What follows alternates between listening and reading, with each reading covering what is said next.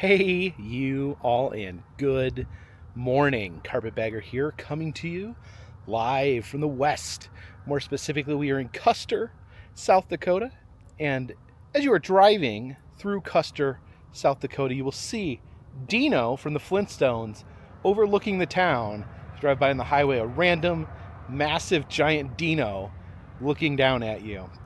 And the reason for this is there was a Bedrock theme park here from 1966 to 2015. Now, there were several Bedrock theme parks across the United States. There's only one still open, kind of still open, in Williams, Arizona.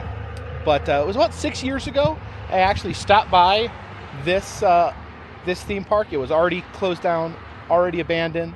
But there's still quite a bit of the park remaining. And so I figure we'll wander around the remnants of Bedrock, South Dakota, and see what is left. So please, follow me.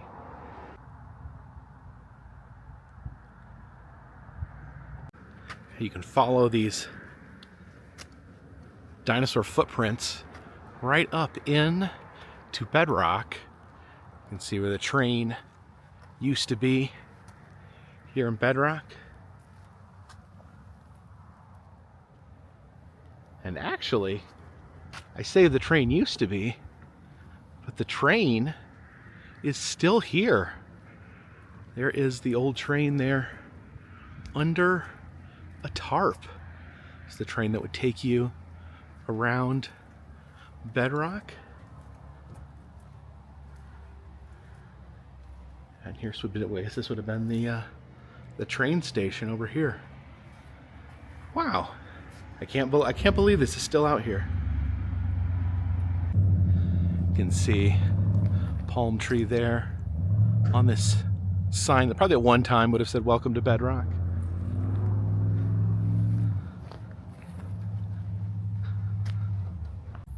Yeah, it doesn't look like there's a lot of the Bedrock structures left. I think this is the old playground area. All that's left is the remnants of a single slide. There's an old lookout tower here. Maybe we can head up here and see if we could spot any remnants of Bedrock.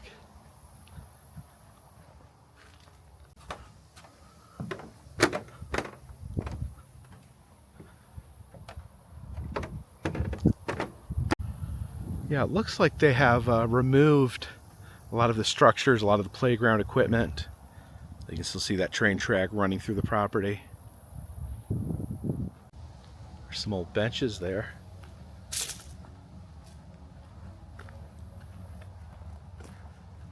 Yeah, I think these slabs here are where the old Flintstone buildings were.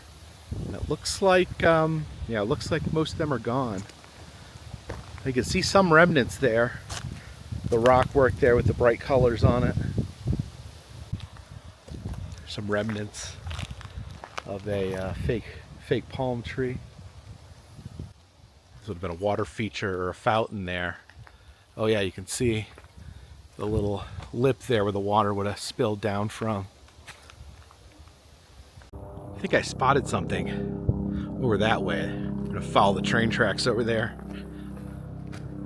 And yeah, lurking over here by the side of the train track, we have one of the few remnants of Bedrock. Got this bright little blue dinosaur here, just hiding over in the woods.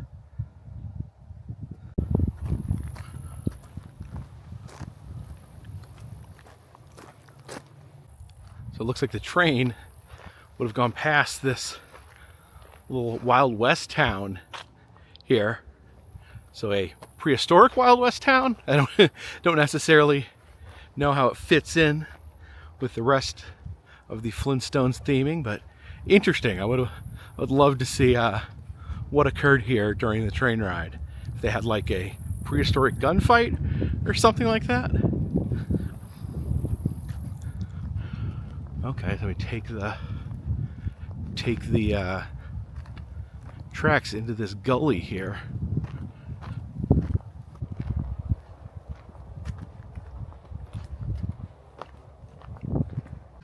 Yeah, it's interesting, almost like walking through this little mountain pass here.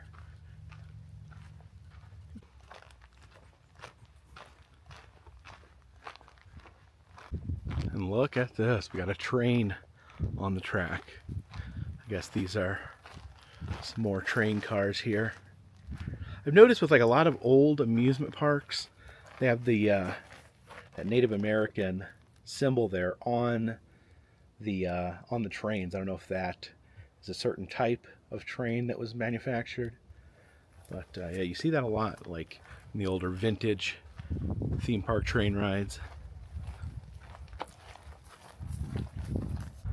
And here, right off the train track, we've got another dinosaur, one of the few inhabitants still left of Bedrock. It looks like we've made it back to the train station. So yeah, I think that is all that is left of Bedrock.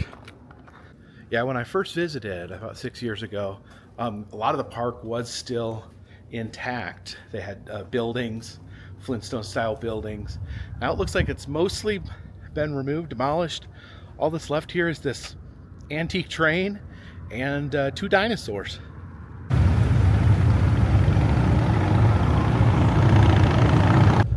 Now, they did not have a whole lot of dinosaurs left in Bedrock, but they have a few more here over at Ken's Minerals. Oh, look what we have here. Looks like maybe the world's smallest dinosaur park. Big sauropod dinosaur. And oh my gosh, look at his mouth there. He's got real teeth. I don't think they're actually dinosaur teeth. Maybe like buffalo teeth or cow teeth. But yeah, can you see the dental work there? That's pretty amazing. Oh, this yellow one reminds me of the dinosaur from Gumby. Does anyone remember the dinosaur from Gumby's name? Yeah, look, he's got the teeth there too. We got our itty bitty Stegosaurus there, and little Triceratops. Love the Triceratops. Kind of a, oh look, he's got like big ears, like a rabbit. It's very interesting. And yet a mouthful of teeth there.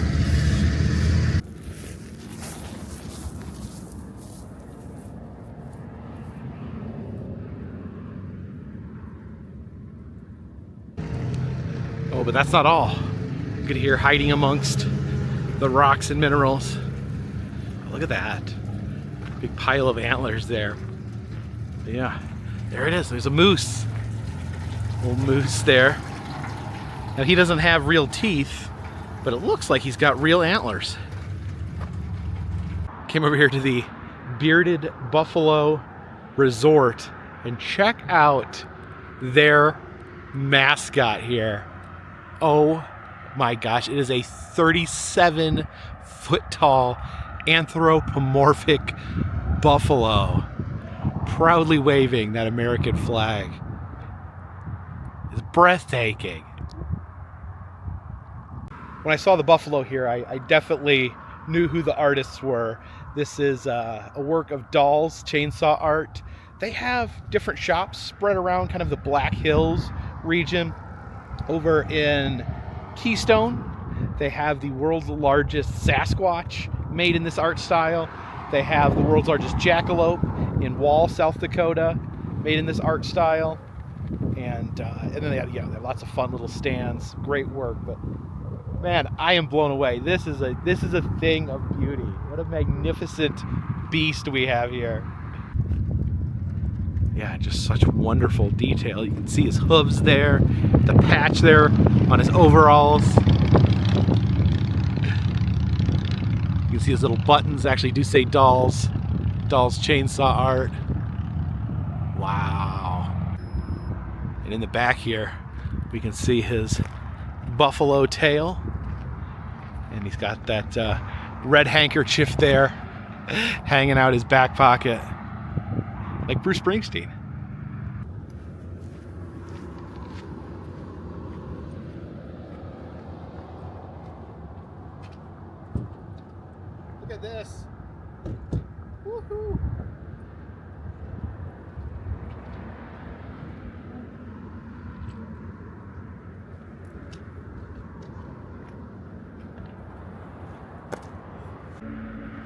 And if you want to take home your own Buffalo Man, they sell little miniature versions over here. And there up ahead is the Crazy Horse Monument. So earlier this year when I was in this area, we stopped by Mount Rushmore. So I figured we'd, on this trip, stop and see its counterpoint, the other great monument here in South Dakota, the Crazy Horse Monument. This monument was started in 1948 and it is still not finished. Still, they've done some work. They've got the face completed. They've got his arm completed. He's on a horse. They don't got the horse completed yet. That's gonna be a while. There's no projected date on when this may be finished. But yeah, they've been working nonstop since 1948. It was kind of created as a counterpoint, not necessarily as a jab, but as a counterpoint for the for Mount Rushmore. We had, of course, Mount Rushmore has the 4 U.S. presidents, and Crazy Horse was built by the Lakota tribe to show that they were great Native people as well that deserved honoring. So they decided to build their own monument here in the Black Hills. Now they do have a bus ride that can get you closer to the monument, take a closer peek. So let's see if we can hop on this bus over here. All right, it's a $5 add-on to get the bus ticket. The bus just left, so the next bus that arrives, or will be leaving in about an hour. So went ahead and paid. He did say that it is still first come, first serve. So I still need to get back in time for the next bus. Or he says that when it fills up, it leaves. We can check out the Welcome Center here in the meantime. And we do have a museum in here featuring Native American items. Take a peek inside the teepee here.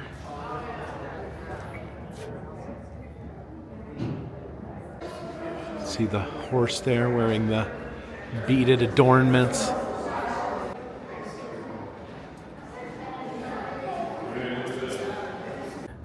Out here on this balcony we can get a little bit closer look at the monument. Yeah, you can see the face there carved in the mountain, the arm outstretched, and that below him is supposed to be his horse that he's riding. So this is what the monument is supposed to look like once it is finished. You've got the full torso of Crazy Horse there. Right now, basically just the face and the arm are completed. You've got the full horse carved underneath him. So you can actually see the real monument there taking shape, and you kind of compare and contrast the differences.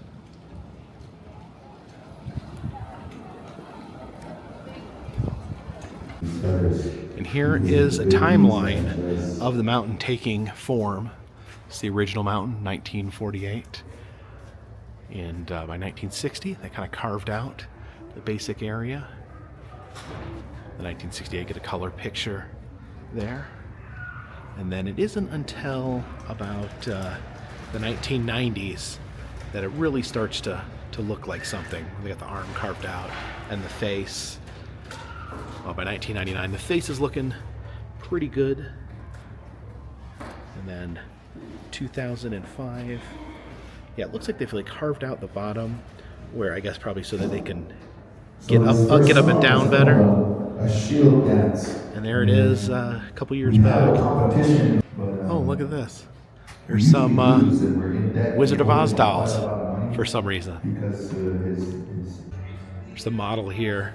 You can see the visitor center where we currently are at, and then football field there. I guess the end goal is to actually create a college on the land here, where the fully formed Crazy Horse is the center point. Look at the gallery here, some of the carvings. There is the face. This would be how they planned out the facial carvings.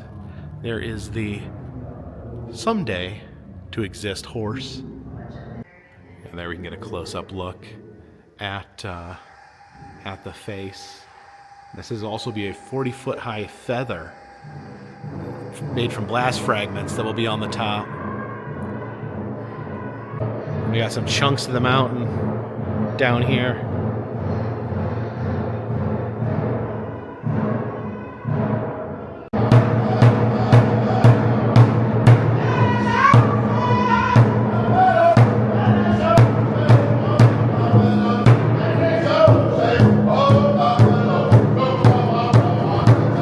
Here's a carving made by the original sculptor Korczak Skolsky.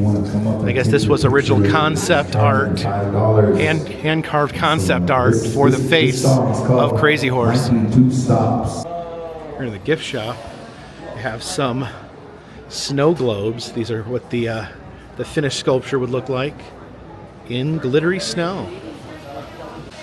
They sell little miniature versions of the finished sculpture.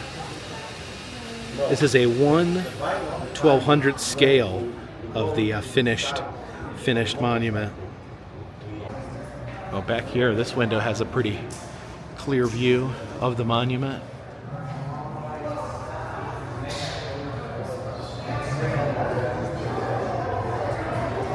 All right, looks like one of the buses is here. Maybe we can hop aboard. It looks to be a good thing I got here a little early. The bus is already starting to fill up. All right, let's try to get a seat in the back where there is a wilder ride. Well, I always like to start my bus off here for thanking everybody for coming in and visiting with us and helping support Crazy Horse. After all, this is a non-profit organization here.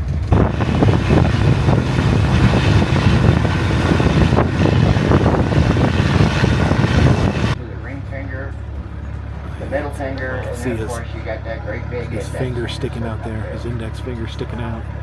Yes. I need everybody's undivided attention, looking straight ahead. All right, we get to disembark the bus to get a closer look.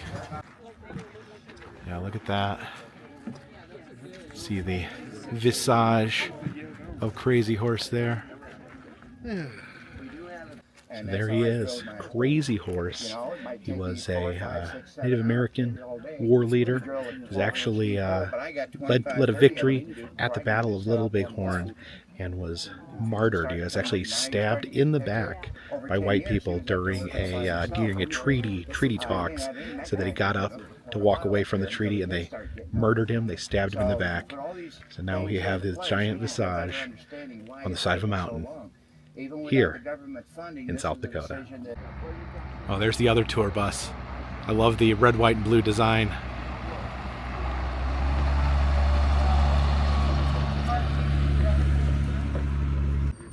You can see there's a little guy on top there. It's like he's throwing rubble or gravel off the side there. Yeah, you can see the dust coming up over the side. A little tiny guy throwing the waste there off the edge. All right, back on the bus. You got the two sisters, Vega and Monique.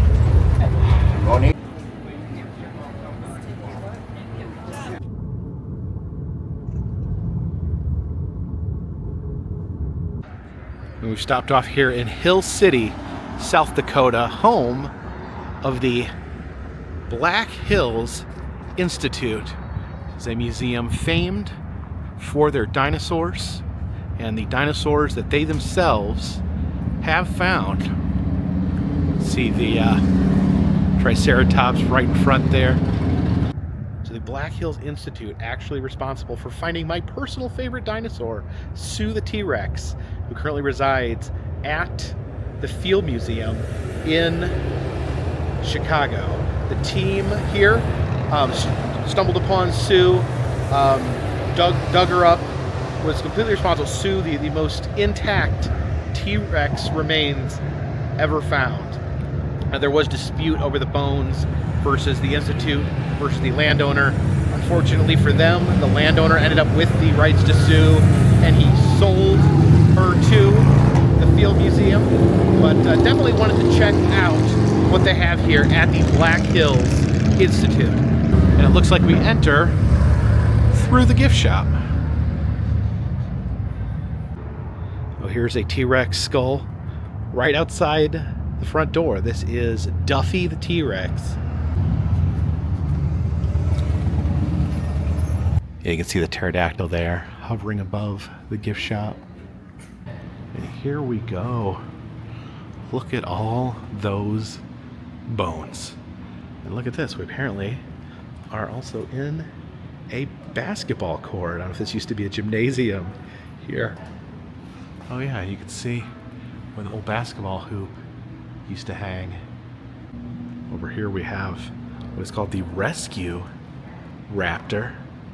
And I guess he rescues other dinosaurs. He's rescued this baby Triceratops here. Now we talked about Sue, but here is another extremely well-known T-Rex, and one that you may have seen elsewhere.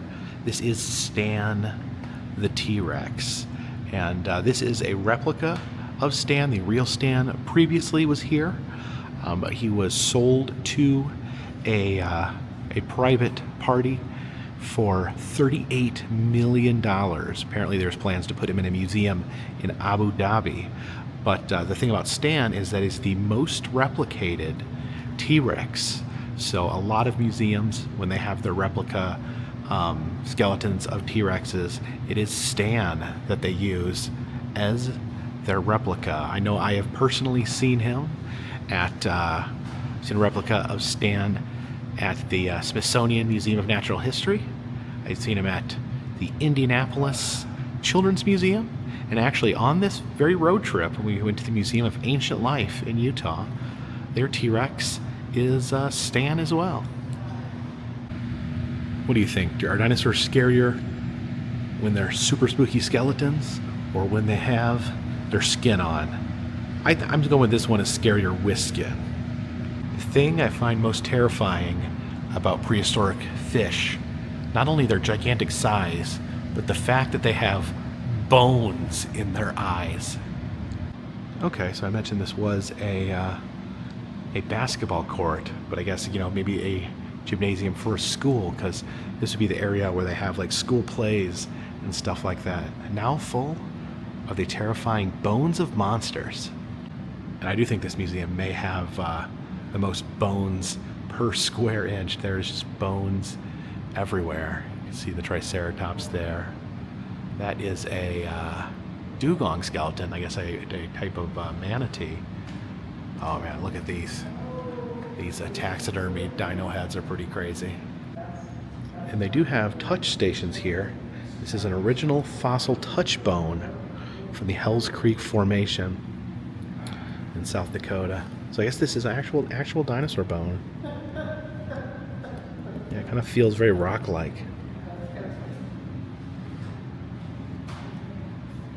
It looks like the Institute worked on a movie called Dinosaur 13, in which they won an Emmy. I've never seen Dinosaur 13. In fact, I've never seen 1 through 12 either. There are dinosaur collectibles, all the different toy dinosaurs. And then down here, this is interesting. They do have a little almost memorial to Sue here. Says this t-shirt there, free Sue. The button that says liberate Sue. I think they definitely feel like they were the rightful owners of Sue. Of course, she was seized by the FBI and the South Dakota State Guard. And there's an old replica of Sue there, of her skull. You can pick out Sue because this side of her face is all like smashed in, mushed in from just from her skeleton laying around for millions of years. But yeah, if you see like the replicas that have kind of the smushed inside, that is usually a replica of Sue. She's kind of a Two-Face style dinosaur. But yeah, you can go to the Field Museum in Chicago and see the whole daggum skeleton. And up there is the banner for a T-Rex named Sue. They actually did have a traveling Sue exhibit that went around to different museums. It says that this one was, this banner was from the Indianapolis Children's Museum. And look at this, we can touch an actual Triceratops face. It's the closest I'll ever get to petting a Triceratops unless they really get to work on that cloning. Yeah, look at all these different T-Rex replica skulls here. So yeah, this institute very strongly tied in with the T-Rex, as they have literally discovered the two most famous T-Rexes on the planet.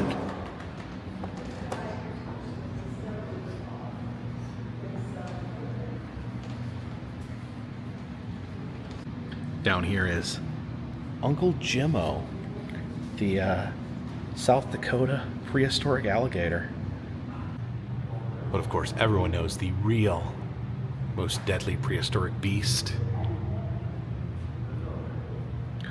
was man.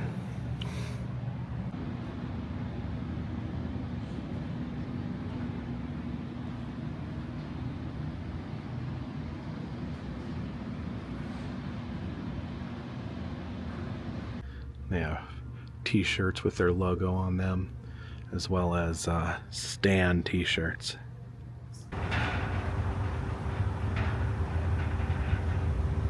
And here in Hill City, we have another Doll's Chainsaw art.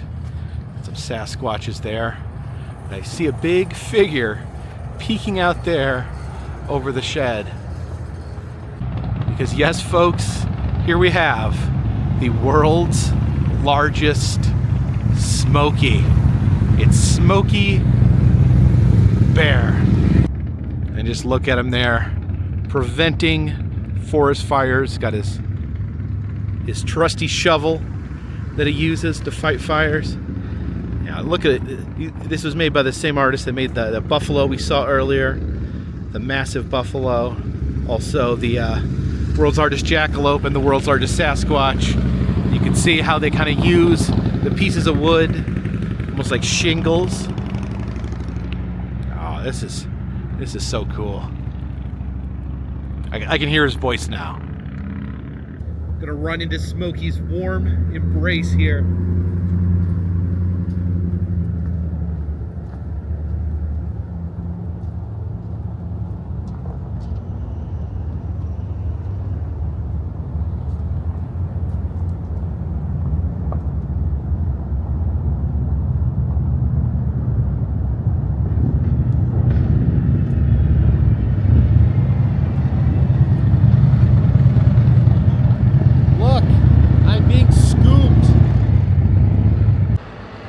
Down here off to the side, we do have a little mini Smokey, a little more manageable Smokey there.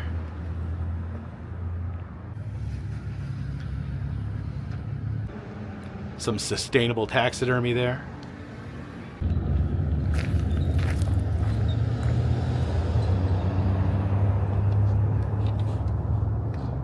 Do you guys think this chair is patriotic enough?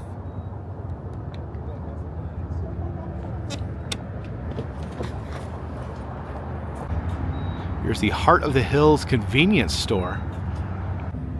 And apparently they have a free wildlife display inside. Oh yeah, throughout the convenience store here, we have different taxidermy mounts on the wall. Above the restroom, we have two bucks locked in eternal battle. Two deer skulls on display here. Yeah, here above the soda, got a white-tailed buck, an antelope there. There's a flat beaver there. It says a road-killed beaver, found 1 mile west of Hill City, South Dakota. So I guess this beaver got flattened a mile west of here. Oh, and there is a lynx right above the Monster Energy. Oh yeah, over here the laundromat. Have the big elk head there. And up here, have a happy little possum. There are so many motorcycles in this town right now. I don't know if anyone here owns a car. Look at this. So many motorcycles. So we're going to be headed into Custer State Park here because I heard a rumor it's a good place to see buffalo. So no promises. You can never guarantee wildlife sightings, but fingers crossed that we see a buffalo.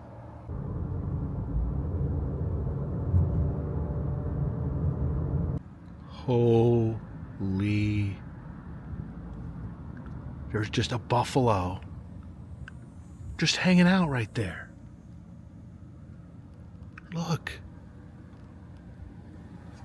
It's a buffalo. Hey, Mr. Buffalo. You taking a nap? I like your horns and your fuzzy head. Once again, I find myself in awe of nature. Oh my goodness. I was blown away when I saw the one buffalo. But look what we have up here ahead. There's basically 1 million buffalo. There's a massive herd right there. Wow. So many buffalo. Why was that one guy off by himself? He loses herd? Just look at all these buffalo. There's so many. I see little babies in there. I see big buffalo. This is stunning. Seeing one buffalo, that like made my day. I was like, okay. I came out here. I paid my entrance fee. It was $20 to get in. I'm like, I saw buffalo. So I'm happy. I'm happy with this decision. And then I see this. Oh my goodness. Absolutely blown away. I've never seen anything like this.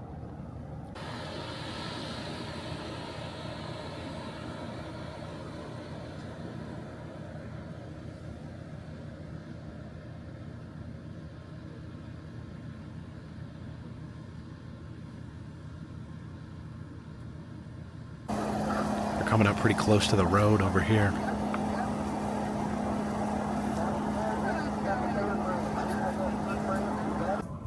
Oh no. Oh no, they're in the street. This buffalo tour over here. And I see two giant buffalo just walked up in the street there. Oh no. Are they supposed to do that?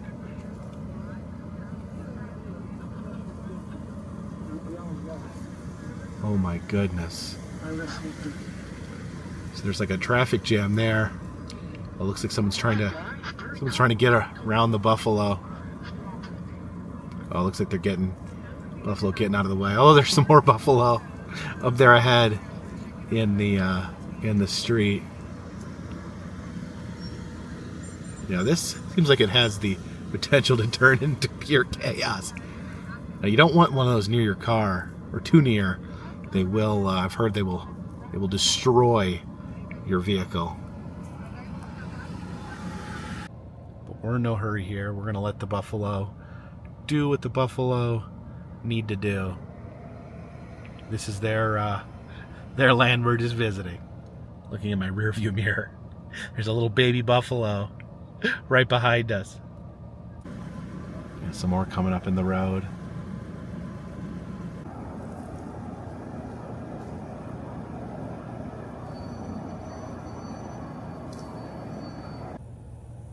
Very quietly driving past this buffalo here. Hopefully he won't notice us.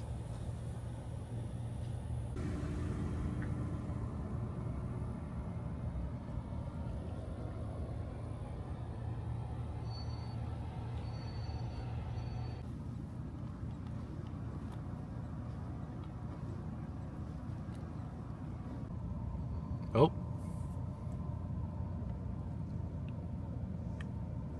Oh no. None shall pass.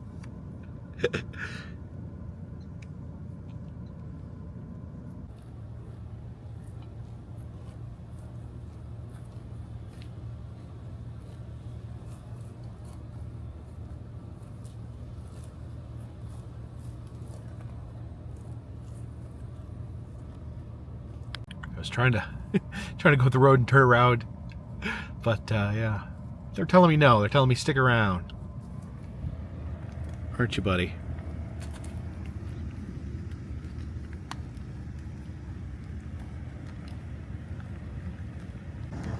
Now check out little baby right there.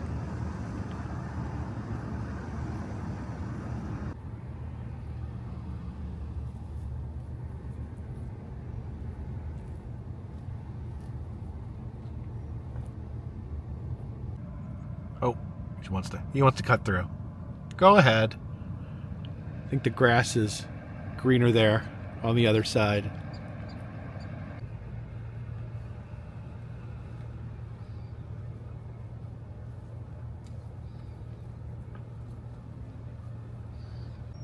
Be careful right here. See if I can go around this fellow.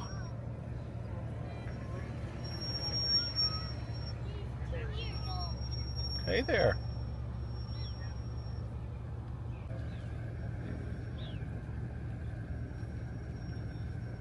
Oh, this guy's snorting.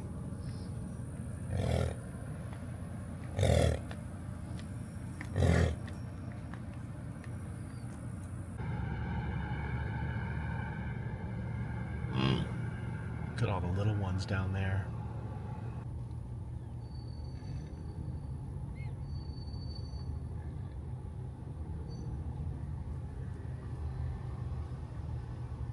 So I will be honest with you guys. I got a little emotional there. I got a little choked up. Whew. That was amazing. That was beautiful. Amazing. Seeing all of those wild buffalo out there. This is an animal. It's an animal that literally people thought was going to become extinct before I was even born, before probably anyone watching this was ever born. People counted the buffalo out. They thought they were extinct or going to be extinct. That's why earlier in the week we where was that? It was a museum we stopped at, and they had preserved buffalo in taxidermy because they wanted future generations to be able to see and appreciate this animal, and because it was going to be gone. And we see here, they're not gone. They made one of the biggest comebacks in history, and it's just to see like a slice of America that, the way America used to be, wild and untamed like that. Yeah, that got me. That made me a little emotional. Wow. I was happy. I saw one buffalo. I was like, that's cool. I wanted to see a buffalo. We saw moose. In Montana. I was really excited about that. Got a good look at one moose. So I'm like, you see buffalo everywhere. There's pictures of buffalo and art. There's statues of buffalo everywhere.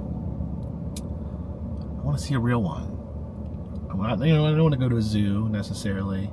I would go to a zoo to see one, but I figured I heard people talking on the bus at the Crazy Horse Monument about the buffalo out here. I'm like, maybe I'll swing over there because I really would love to see a wild buffalo. I came in, I saw the one buffalo just hanging out by himself. I'm not sure why he's separated from his herd. I hope that's okay. I hope he's not sick or injured or something. But I saw him, I'm like, okay, well, that was cool. I got to see a buffalo. And then it just melted me when I got to see all those buffaloes. You see the big bull buffaloes, the smaller cow buffaloes, and all the little babies. Wow, at different ages. Wow. And yes, I use the word buffalo. I know sometimes I get criticized for this in the comment section. People say they're not buffalo, they're bison, and it's not untrue. I mean, if you call them bison, I think that's you're well within your right to call them bison. But just, you know, when you hear people around this area talk, when you see them used in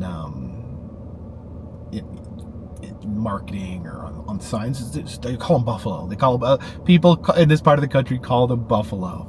So it's hard to argue with just what something is called, even if it's not scientifically accurate. It's kind of like the red panda and the giant panda are like not really related, but they're called pandas just because that's what people call them. So you're talking in a very zoological, scientific way, they're bison. But I think in a colloquial way, in a linguistic way, I think it is okay to call them buffalo. It's always what I've known them as, always what I've called them. And I feel like you see more people call them buffalo than call them bison. Because I think, you know, the true buffalo is like the water buffalo. I think in Africa and animals like that. These are not related to those. These are different, completely different species that are not a true bison. Or not a true buffalo, I'm sorry. They are actually bison. But, you know, no offense is meant by me using the B word there. But it's been an amazing trip.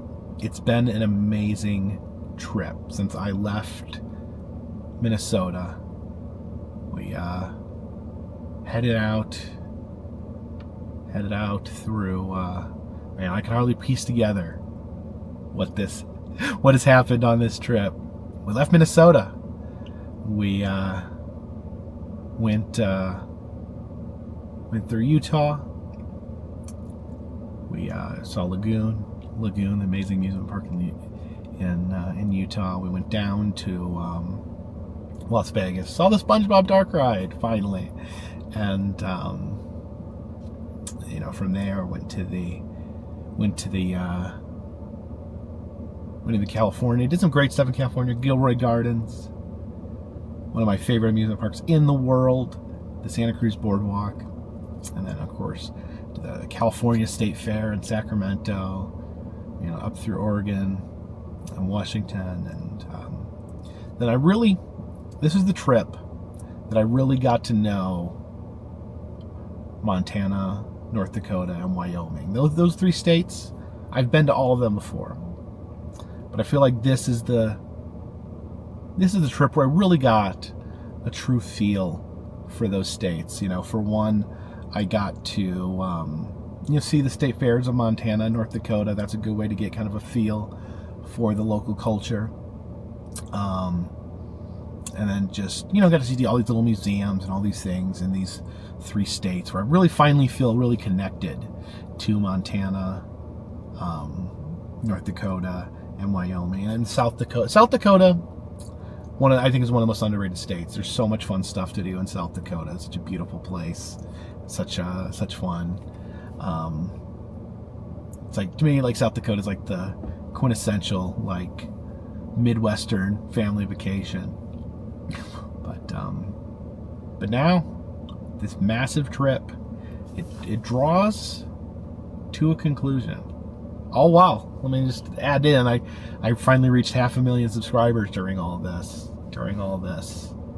and I'm going to talk about that later. Once I get off the road, I'm going to form my thoughts, and we're gonna have a conversation about that because I got a lot to say. But now this trip is drawing to a close. I'm going to drive as much as I can tonight. I'm going to drive until I'm exhausted. And then tomorrow, I'm going to wake up and I'm just going to drive. I don't think I have time for a video because I got to make it to my mom's family reunion. So tomorrow is going to be drive.